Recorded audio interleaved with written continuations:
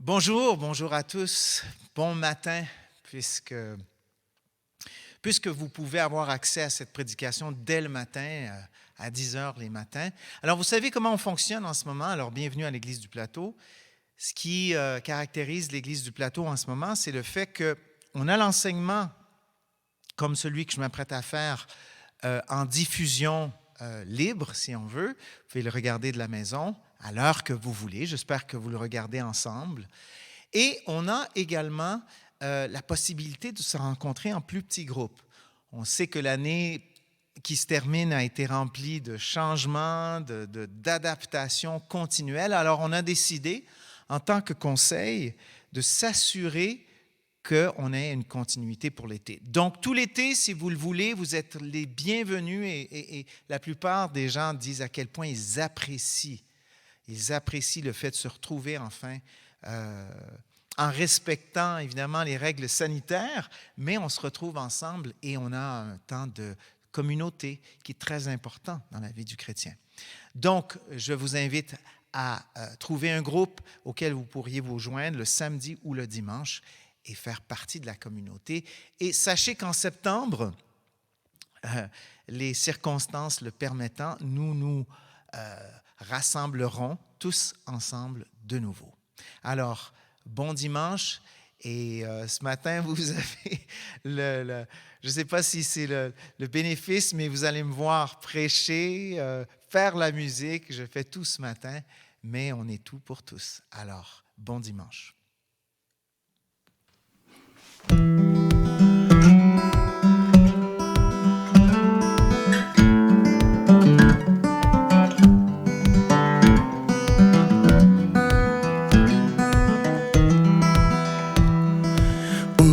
Chercher ce pourquoi je crie et je crois, où vivre ici-bas, vers qui et vers quoi irai-je, dites-moi. Où pouvoir me trouver sans être privé de la vérité pour l'éternité, sinon à tes pieds. Je sais qu'il n'y a pas d'autre lieu sur terre et dans les cieux, d'autres endroits que près de toi. Tu es le Saint Messie de Dieu, Christ envoyé pour ceux qui, comme moi, cherche avec foi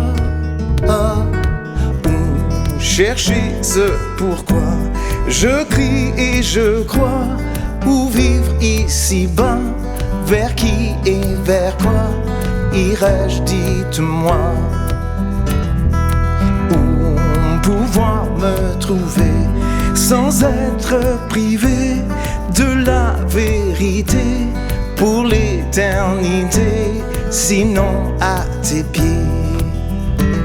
Je sais que nul ne vient à toi sans que tu n'aies déjà acquis d'avance sa délivrance. Mon Dieu, c'est toi le Dieu vivant, et je me tiens devant mon espérance en ta présence. Où chercher ce pourquoi je crie et je crois, où vivre ici-bas, vers qui et vers quoi irai-je, dites-moi. Où pouvoir me trouver sans être privé de la vérité pour l'éternité, sinon à tes pieds. Où chercher ce pourquoi je crie et je crois, où vivre ici-bas, vers qui et vers quoi irai-je, dites-moi.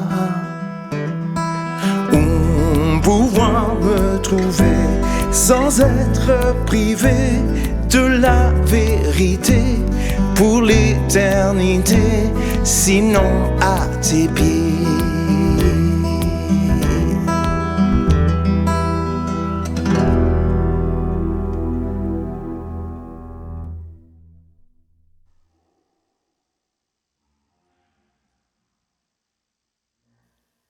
Alors ce matin, on est toujours dans le livre de Romains, ce grand livre de Romains qui a eu peut-être un très très grand impact dans la vie de plusieurs réformateurs et par lequel nous sommes toujours tributaires aujourd'hui. Ce livre a touché, changé la vie de plusieurs. Et le passage qui nous anime aujourd'hui est probablement un de celui qui est le plus familier, directement ou indirectement, parce qu'il est l'apothéose, on peut dire en quelque sorte, le cœur de la doctrine chrétienne. Plus spécifiquement, celui du chrétien protestant. C'est là, comme on dit, où tout passe, où tout casse. C'est là où Dieu joue son plan ultime, l'unique chemin par lequel la créature qui est séparée de Dieu peut espérer être réconciliée. Évidemment, la difficulté d'un passage qui est si familier, vous savez, lorsqu'on parle de quelque chose avec lequel on est très familier, la difficulté, c'est de donner une nouvelle impulsion. Alors, je me disais, comment on peut faire pour rendre ce passage intéressant? Il est surfamilier, comme je vous ai dit, et on est devenu presque résistant, un peu comme des antibiotiques. Lorsqu'on en donne beaucoup, les antibiotiques, ça fait en sorte qu'on ne peut plus. Ils n'ont plus leur effet contre les infections. Alors, des fois, on peut se demander, comme chrétien réformé, si le passage sur lequel on va se pencher, il n'a pas été tellement exploré ou tellement diffusé que c'est difficile de le revivre à nouveau. Alors, j'ai eu l'idée de l'explorer différemment. J'ai eu l'idée de l'explorer par le biais d'un genre littéraire qu'on appelle la lettre. La lettre épistolaire, d'où vient le mot épître, qui veut dire une lettre avec laquelle on peut partager ce qu'on ressent, on peut partager de l'information à quelqu'un qu'on connaît ou à plusieurs. Alors, je vous mets en contexte. Le message s'appelle « Lettre à un ami ». Le contexte est le suivant. Il y a un homme, c'est Joseph. Son nom, c'est Joseph. Il a voyagé en Palestine au 1er siècle, donc à l'époque de Jésus, et il décrit à son ami Marc-André, avec enthousiasme, ce qu'il a découvert et compris lors de son voyage parmi les Juifs. Et parmi le groupe de personnes qui s'appellent des chrétiens. Alors, il va partager à Marc-André ce qui concerne au sujet de l'existence d'un Dieu, la venue et le rôle d'un homme qui s'appelle Jésus et ce que sa venue veut dire pour le reste de l'humanité. Alors, je vais vous lire le passage maintenant qu'on connaît bien, Romains 3, 21, 31. « Mais maintenant, la justice de Dieu, dont témoignent la loi et les prophètes, a été manifestée indépendamment de la loi. C'est la justice de Dieu par la foi en Jésus-Christ pour tous ceux qui croient. Il n'y a pas de différence. Tous ont péché et sont privés de la gloire de Dieu. Et ils sont gratuitement déclarés justes par sa grâce, par le moyen de la libération qui se trouve en Jésus-Christ.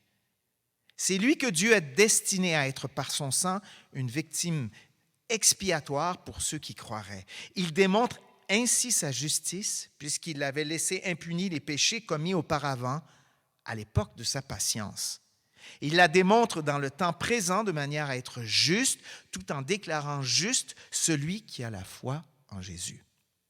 Où est donc la raison de se montrer fier? Elle a été exclue. Par quelle loi? Par celle des œuvres? Non, par la loi de la foi.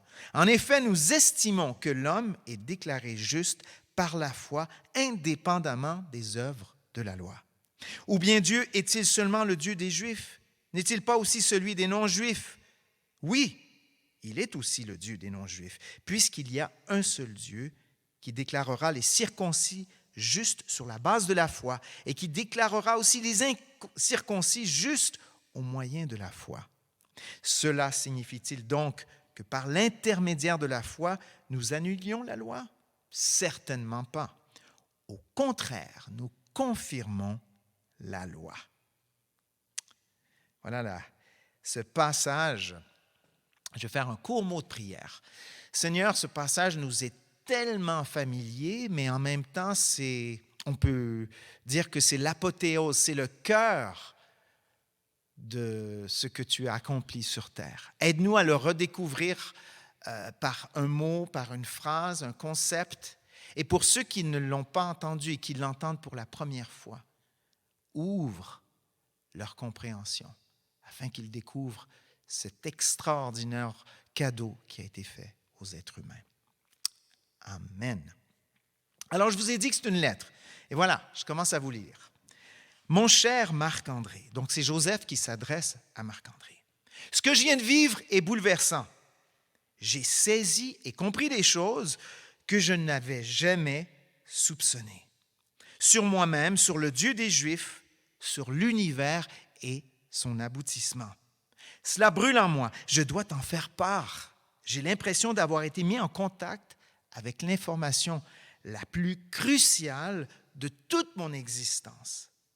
Celle qui changera ma vie et la tienne et de tous ceux qui voudront bien l'entendre. Je l'ai divisé en 3, ce message. Le premier, lettre à mon ami, c'est notre état. Le deuxième, c'est le don. Et le troisième point, c'est le sceau. Qu'en est-il de notre état? Voilà, on continue. Joseph s'adresse à Marc-André.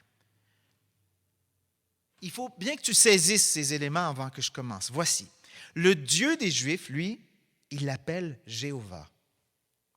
Il est un être parfait, selon eux, sans aucune tache dans son caractère, comme dans ses actions, comme dans ses pensées. Est-ce que tu te rappelles, Marc-André, on rêvait ensemble de la perfection, de l'action juste, la pensée parfaite, de l'équilibre, toi et moi, de la justice et de l'amour. Eh bien, un tel être existe.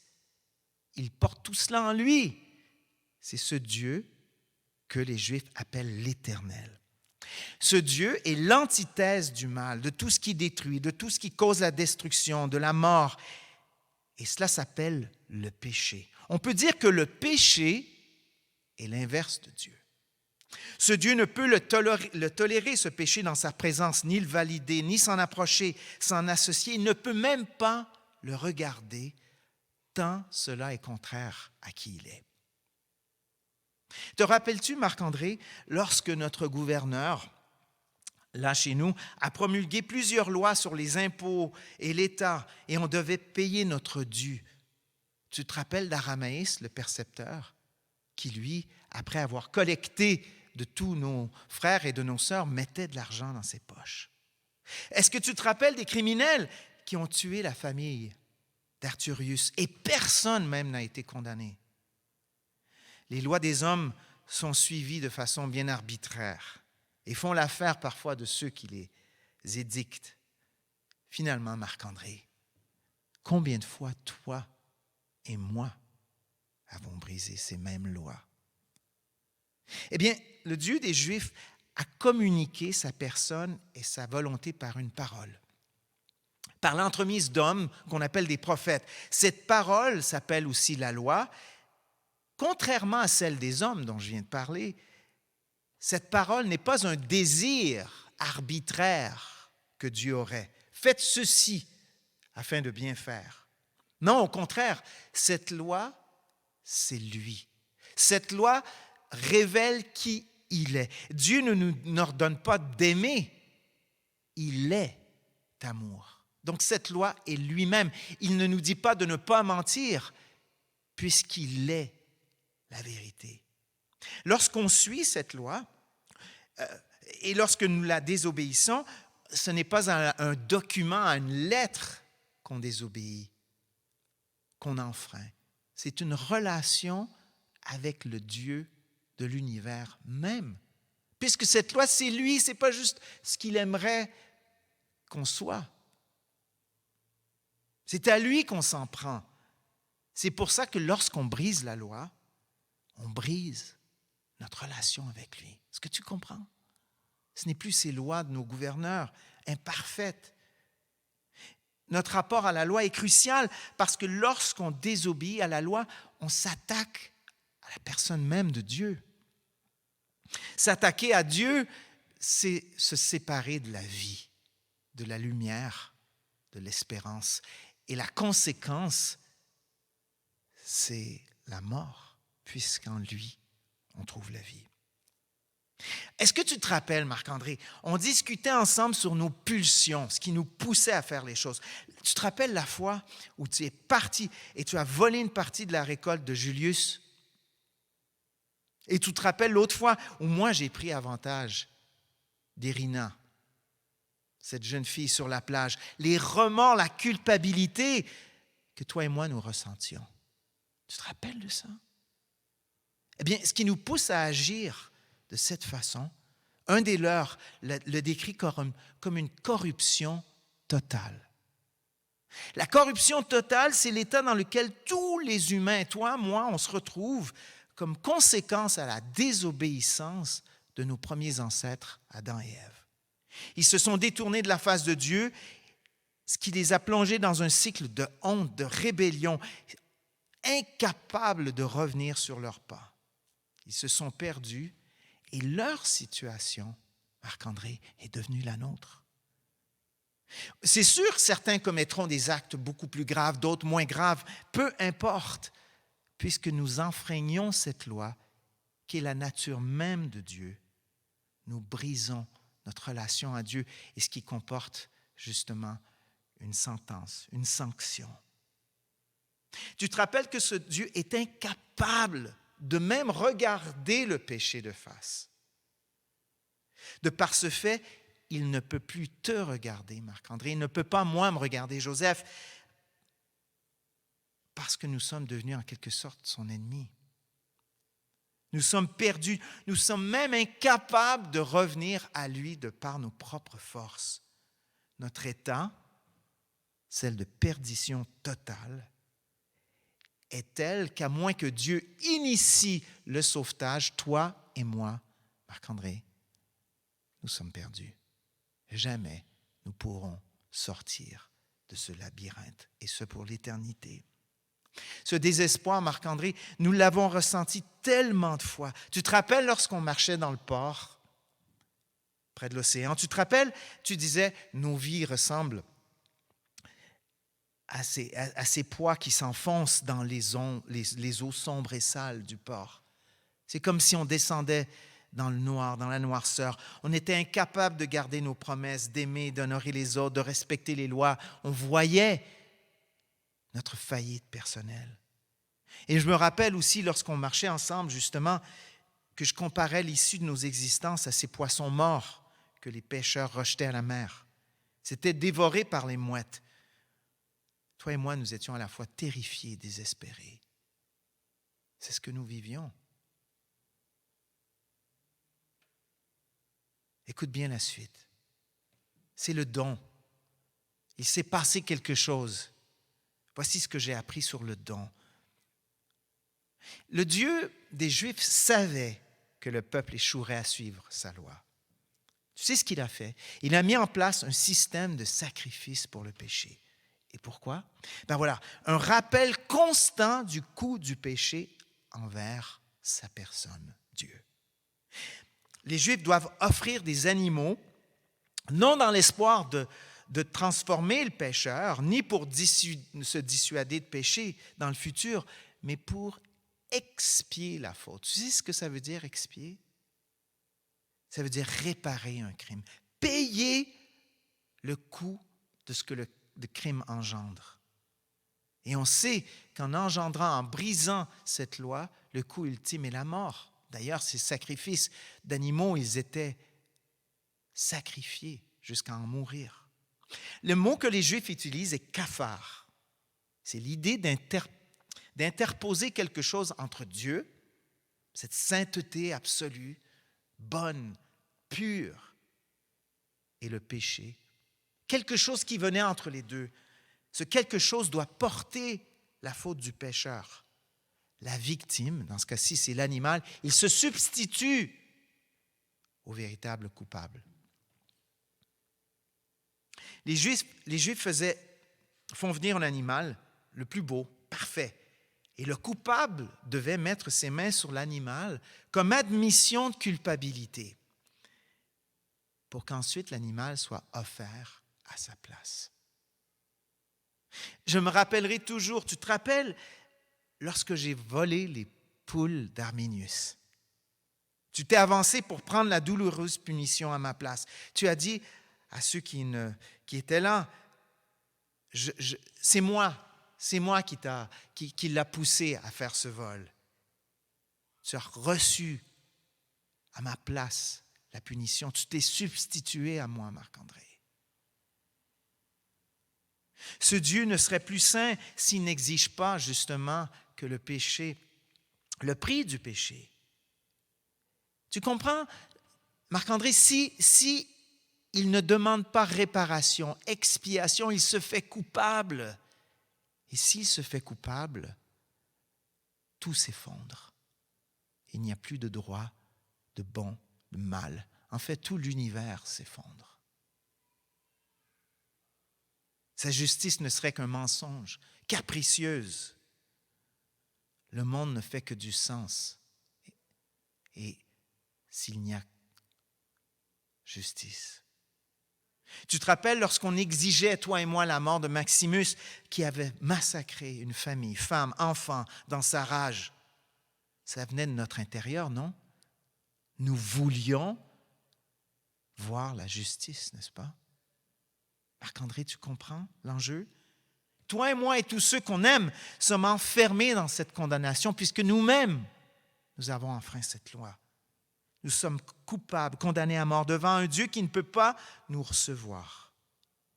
Mais quel est l'espoir qui nous reste dans cette juste condamnation du pécheur et surtout dans le fait que la justice doit prévaloir?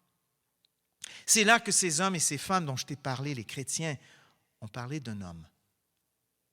Le seul rayon de lumière dans ce que je viens de te décrire, cet homme, ils le nomment Jésus.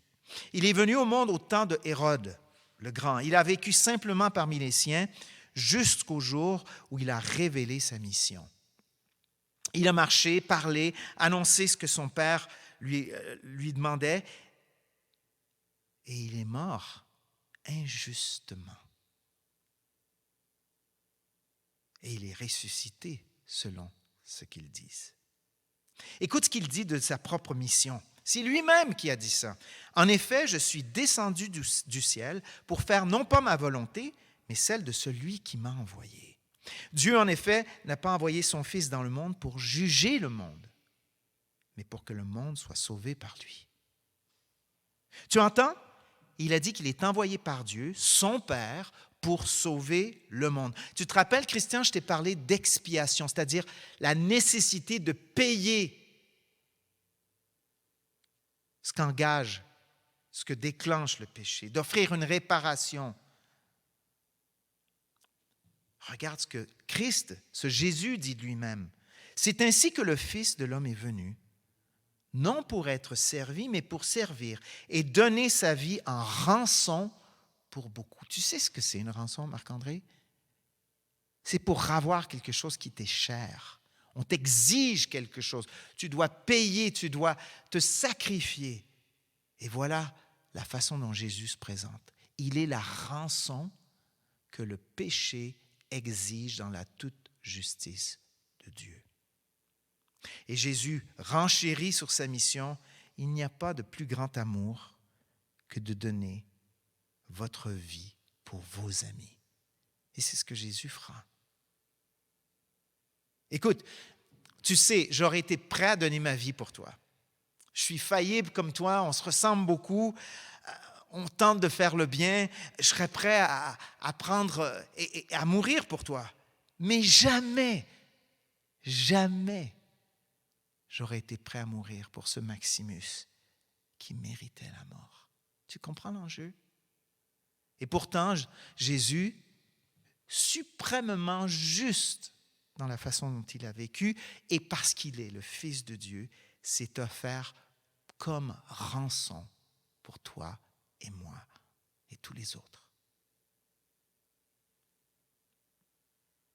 Tu vois où je veux en venir, Christian? Écoute, il est le sacrifice que ces animaux dont je t'ai parlé, il est celui qui prend la responsabilité du péché, la colère juste. Et nous sommes épargnés de la colère, comme le Juif qui posait ses mains sur l'animal. Ainsi nous sommes lorsque nous posons les mains sur le Christ. C'est lui sur lequel vient se poser la colère et la juste rétribution du péché. C'est une solution impossible à une question impossible. Comment être pleinement juste et pleinement amour? Tu te rends compte? Dieu qui est en rupture avec nous, c'est lui qui pourvoit lui-même. C'est comme si un juge déclarait un accusé coupable et qu'il disait à son innocent fils qui était là, « Tu vas prendre la culpabilité de cet homme. » Le juge remet la culpabilité qui est la mort sur son fils lorsqu'elle devrait revenir à cet accusé. Plus que cet accusé, ce condamné. C'est ce qu'on appelle la justification. Certains disent que c'est injuste, justement, que le Dieu le Père appose la mort ou condamne son propre Fils. Pour que vous compreniez encore davantage, c'est comme si le juge lui-même disait « J'enlève ma robe, je descends et je prends moi-même la condamnation à la place du condamné, puisque le Père et le Fils ne font qu'un. C'est le juge lui-même qui descend et prend la condamnation du condamné. » Marc-André, c'est la plus grande nouvelle offerte à l'humanité. Tu t'en rends compte? Notre condamnation qui frappe le juge lui-même afin que toi et moi puissions vivre. Nous sommes donc justifiés. Nous ne sommes pas devenus justes, mais nous sommes déclarés justes par la perfection de celui sur qui la punition est tombée. Maintenant, tu te demandes, Marc-André, tout ça c'est bien beau, mais tu te demandes, mais comment je peux avoir cette chose? Habituellement, pour avoir quelque chose d'un si grand prix, n'est-ce pas? On est prêt à quoi? Quelle épreuve dois-je payer? Quel prix? Qu'est-ce que je dois donner? Que dois-je endurer pour avoir accès à cet animal sacrifié pour moi, à ce pardon? Mon troisième et dernier point, le sceau. Le voici le moyen par lequel Dieu peut nous offrir ce cadeau. Ce Dieu ne fonctionne pas comme nous. Ses voies sont opposées aux nôtres. Nous faisons toujours quelque chose en échange de quelque. Nous sommes toujours en train de, en quelque sorte, de négocier. Tout se paie dans ce monde. Mais tu sais par quel moyen, ce passage dont je vous ai lu tout à l'heure, mais quel moyen ces chrétiens nous disent qu'il a été sorti, qui nous offre cette voie de sortie? Par la foi. Par la foi. Tu te rends compte par la foi? Vraiment? La foi? Le moyen par lequel Dieu fait cette chose grandiose et l'offre aux hommes et aux femmes par la foi. Pourquoi? Pourquoi par la foi? Depuis que nous sommes petits, toi et moi, Marc-André, on a bâti nos vies sur la force. On se voyait comme ces grands soldats conquérants qui n'ont peur de rien, qui reviennent avec leurs prisonniers et leurs cadeaux de guerre. Ensuite, on s'est vus comme des sages dans la ville que tous admirent parce qu'on pourrait répondre les plus belles, les plus grandes énigmes. Et on s'est vus aussi comme des empereurs avec les chevaux, le royaume ayant pouvoir sur tout. Justement, vois-tu, à chaque fois qu'on a construit notre vie, Marc-André, on l'a construit sur nous-mêmes, avec nos forces, avec notre vision, avec nos façons de faire, avec notre orgueil, avec nos rêves. Dieu le sait, lui, qu'il n'y a pas de place pour lui et pour nous, en nous-mêmes, pour être sauvés. Quelle est l'unique façon de ne pas fonder notre vie, notre destinée et notre salut sur nous-mêmes? C'est par la foi. Ce moyen qui nous semble si fragile, si difficile à quantifier. Pourquoi la foi? Parce que lorsqu'on reçoit par la foi sa justification, Dieu reste Dieu. On n'a rien à contribuer. Dieu reste sur son trône. Il est celui qui offre le salut. On ne peut que le recevoir par la foi.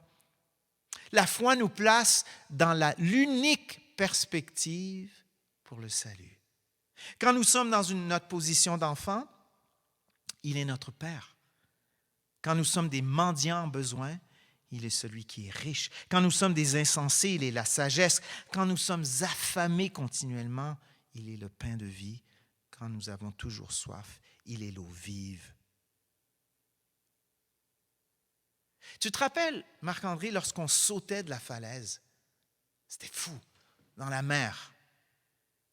Nous avions foi que l'eau nous garderait en vie, c'est-à-dire qu'il n'y avait pas d'écueils ni de rochers sur lesquels on se blesserait. Seule la foi qui sauve nous permet de sauter en abandonnant tout ce qu'on s'est construit pour accéder à Dieu. En allant vers Dieu, par la foi, on abandonne ce sur quoi nous nous sommes bâtis. Et là seulement, le salut de Dieu, cette justification peut nous être accordée. Vous savez une chose? Lorsque nous sommes dans la foi, Dieu est glorifié.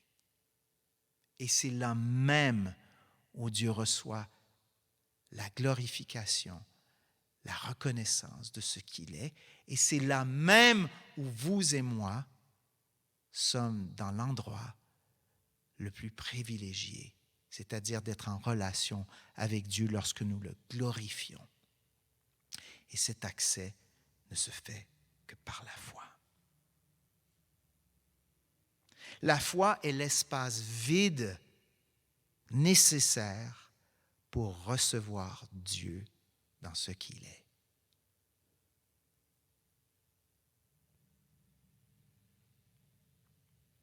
Tu te rends compte, c'est offert à tous. La foi est offerte à tous, puisque il suffit de renoncer à soi-même. Qui ne peut pas reconnaître sa faiblesse, reconnaître son besoin, Marc-André? C'est simple, c'est de se voir tel que nous sommes, pécheurs, comme on en a parlé si souvent, en quête d'affirmation. L'obstacle au salut, c'est nous. C'est nous. La grâce de Dieu est celle qui nous est tendue d'en haut pour nous sauver. Et la foi, c'est la main tendue vers Dieu pour être saisie par lui. La foi est le seul moyen qui nous dénude de nos prétentions, nos affirmations et qui nous montre tels que nous sommes réellement. Lorsque nous entrons en relation avec Dieu par la foi, Dieu est glorifié. Maintenant, Marc-André, je vais terminer. Je t'ai tout dit. Et évidemment, il y aurait bien d'autres choses à te dire, mais je t'ai tout dit ce qui est nécessaire au salut.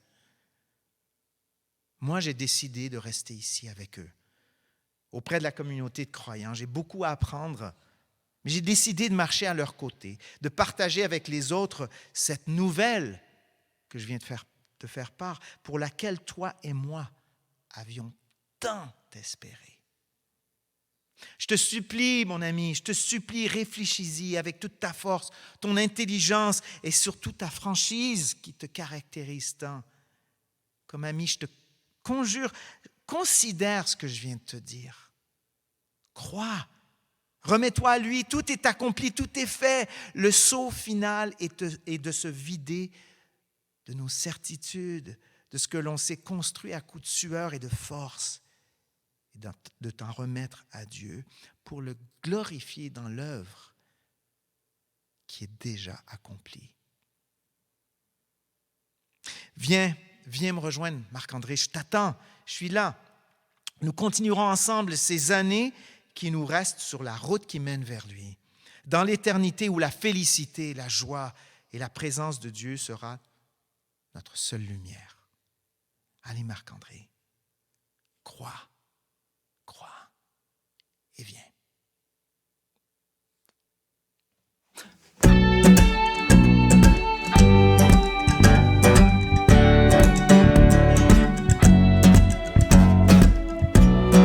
Amour parfait, tu t'es donné à la croix pour tout effacer de mes péchés.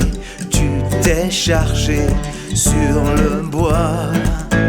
C'est par ta grâce seule que je suis pardonné. C'est par ta grâce seule que tu m'as racheté. Oh, oh. Merci pour la croix, ton amour pour moi. Oh, oh, oh. Ta grâce ne faillit pas.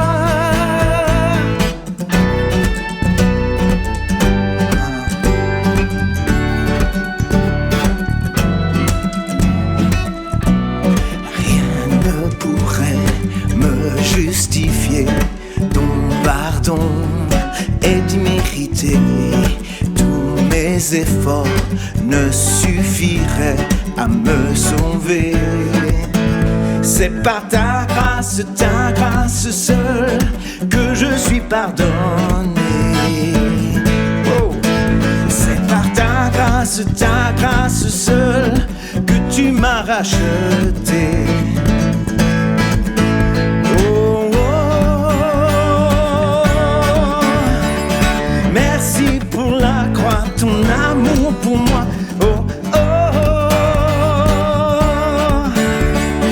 Ta grâce ne faillit pas. Oh, oh, oh.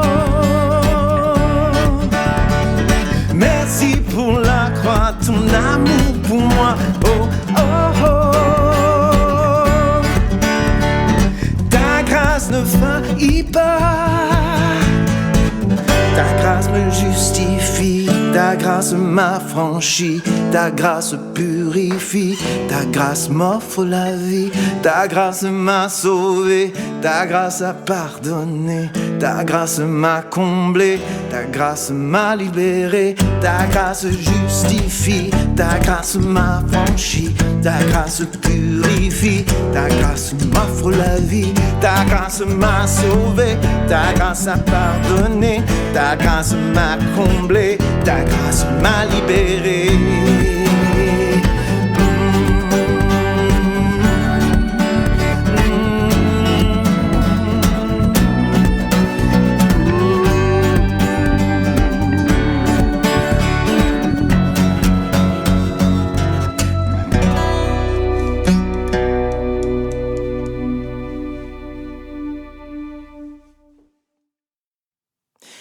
Que l'Éternel vous bénisse et vous garde, que le Dieu de Jésus-Christ tourne sa face vers vous et vous donne la paix du cœur et les trésors que personne ne peut vous ravir. Allez en paix, vous êtes aimés.